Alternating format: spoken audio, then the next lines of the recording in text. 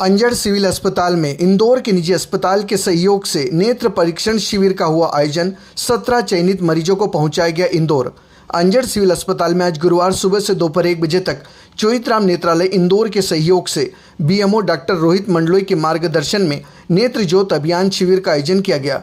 आयोजित शिविर में संतोष कुमार पिपलिया नेत्र रोग चिकित्सक सहायक के द्वारा 45 मरीजों का नेत्र परीक्षण कर 17 चयनित मरीजों को चोइथराम नेत्रालय इंदौर ऑपरेशन के लिए भेजा गया है।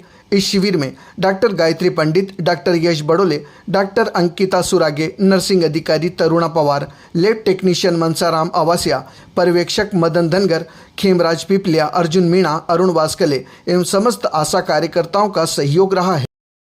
JTV न्यूज से जुड़े रहने के लिए हमारी खबरों को लाइक और शेयर करें, हमारे चैनल को सब्सक्राइब करें और अपडेट रहे हर छोटी बड़ी खबरों से।